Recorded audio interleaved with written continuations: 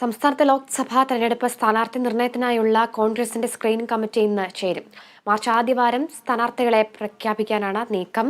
അതേസമയം സ്ഥാനാർത്ഥി നിർണയ ചർച്ചകൾക്കായി ബി.ജെ.പി. സംസ്ഥാന അധ്യക്ഷൻ കെ. സുരേന്ദ്രൻ ഡൽഹിയിലെത്തി. ഇപ്പോൾ വാർത്തയുടെ കൂടുതൽ വിശദാംശങ്ങളുമായി ഡി ബിനോയ് നമ്മളോടൊപ്പം ചേരുന്നുണ്ട്. ബിനോയ്, ഇപ്പോൾ ലോക്സഭാ തെരഞ്ഞെടുപ്പ് സ്ഥാനാർത്ഥി നിർണയത്തിനായിട്ടുള്ള കോൺഗ്രസിന്റെ സ്ക്രീനിംഗ് കമ്മിറ്റി ഇന്ന് ചേരുകയാണ്. സ്ഥാനാർത്ഥികളെ മാർച്ച് ആദ്യവാരത്തോടെ പ്രഖ്യാപിക്കാനുള്ള നീക്കമുണ്ട്. അതുപോലെ തന്നെ കെ. സുരേന്ദ്രൻ സ്ഥാനാർത്ഥി നിർണയ ചർച്ചകൾക്കായി ഡൽഹിയിൽ എത്തിയിട്ടുണ്ട്. എന്തൊക്കെയാണ് വിശദാംശങ്ങൾ? അനുജ, കോൺഗ്രസിന്റെ സ്ഥാനാർത്ഥികൾ ഏകദേശം ധാരണയായെങ്കിൽ പോലും രണ്ട് മണ്ഡലങ്ങളിൽ ചില അനിശ്ചിതത്വങ്ങൾ നിലനിൽക്കുന്നുണ്ട്. പ്രത്യേകിച്ചും കണ്ണൂരും അതുപോലെ തന്നെ ആലപ്പുഴയിലും. ഈ കണ്ണൂരിൽ നേരത്തെ തന്നെ കണ്ണൂരിലെ DCC ഭാരവാഹികളുടെ ആവശ്യം കെ. സുധാകരൻ ഒരിക്കൽ കൂടി അവിടെ മത്സരിക്കണം എന്നുള്ളതായിരുന്നു. ആ ആവശ്യം AICC അംഗീകരിക്കുകയും ചെയ്തിട്ടുണ്ട്. ഇതുമായി ബന്ധപ്പെട്ട് കെ. സുധാകരനുമായിട്ടോ അല്ലെങ്കിൽ AICC നേതൃത്വമായിട്ടോ മറ്റു തരത്തിലുള്ള ചർച്ചകളൊന്നും തന്നെ നടന്നിട്ടില്ല. ആലപ്പുഴയെ സംബന്ധിച്ചിടത്തോളം ആലപ്പുഴയിൽ പുതുതായിട്ട് ഒരാൾ മത്സരിക്കേണ്ട സാഹചര്യമാണ് നിലവിലുള്ളത്.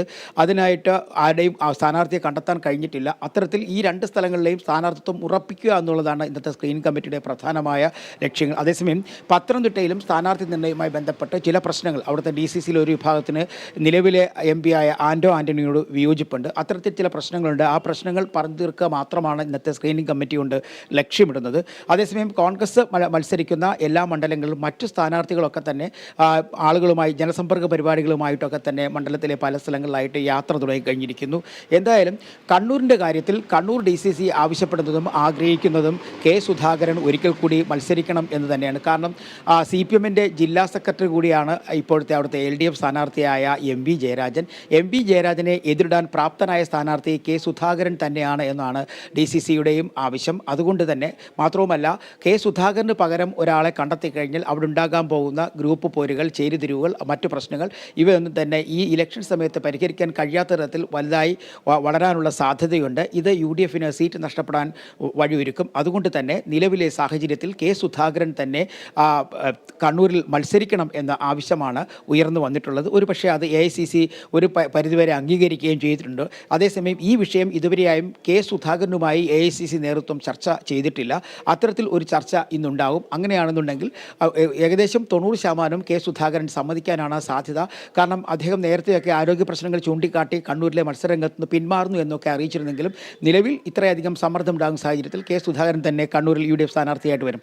ആലപ്പുഴയിലെ കാര്യം അതല്ല. ആലപ്പുഴയിൽ ഇപ്പോഴുള്ള LDF MP കൂടി ആരിഫിനെ പരാജയപ്പെടുത്തുക എന്നുള്ളതാണ് UDFിൻ്റെ ലക്ഷ്യം. അതിന് പ്രാപ്തനായ ഒരു സ്ഥാനാർത്ഥിയെ കണ്ടെത്തണം. അങ്ങനെയാണെങ്കിൽ KC വേണുഗോപാലാണ് ഒരു പക്ഷേ വരാൻ സാധ്യതയുള്ള ഒരു സ്ഥാനാർത്ഥി. എന്നാൽ KC വേണുഗോപാലുമായി ബന്ധപ്പെട്ട AICC വൃത്തങ്ങൾ ഇതുവരെയായും ചർച്ച ചെയ്തിട്ടില്ല. മാത്രവുമല്ല, കേരള ഘടകം ഈ വിഷയത്തിൽ ചർച്ച ചെയ്തൊരു ധാരണ ഉണ്ടാക്കണം. അങ്ങനെ കേരള ഘടകം ചർച്ച ചെയ്ത ഒരു ധാരണ ഉണ്ടാക്കി കഴിഞ്ഞാൽ KPCC AICCയോട് ഒരുപക്ഷേ KC വേണുഗോപാൽ ആലപ്പുഴയിൽ മത്സരിക്കണമെന്ന ആവശ്യം ഉന്നയിക്കും.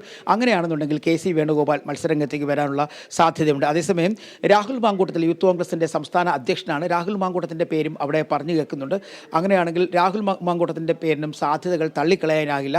കാരണം KC വേണുഗോപാൽ ദേശീയ രാഷ്ട്രീയത്തിൽ ശ്രദ്ധ കേന്ദ്രീകരിച്ച് പ്രവർത്തിക്കുന്ന ഒരാൾ കൂടിയാണ്. വരാൻ പോകുന്ന തെരഞ്ഞെടുപ്പിൽ മറ്റ് സംസ്ഥാനങ്ങളുടെ ചുമതലകൾ ഏറ്റെടുത്തുകൊണ്ട് പ്രചരണ രംഗത്ത് സജീവമാകേണ്ട സമയം കൂടി ആയതുകൊണ്ട് തന്നെ നിലവിലെ സാഹചര്യത്തിൽ KC വേണുഗോപാൽ ഇവിടെ മത്സരിക്കുമോ എന്നുള്ള കാര്യത്തിലും ഒരു സംശയമുണ്ട്. എന്തായാലും ആലപ്പുഴയിൽ ആ ചർച്ച നിലനിൽക്കുന്നു. പത്തനംതിട്ടയിലേക്ക് വരികയാണെങ്കിൽ കഴിഞ്ഞ 3 ടൈമിൽ ആൻ്റോ ആൻ്റണി അവിടുന്ന് വിജയം വരിച്ചു കഴിഞ്ഞു. 4ാമത്തെ പ്രാവശ്യമാണ് പത്തനംതിട്ടയിൽ മത്സരരംഗത്തേക്ക് ആൻ്റോ ആൻ്റണി എത്തുന്നത്.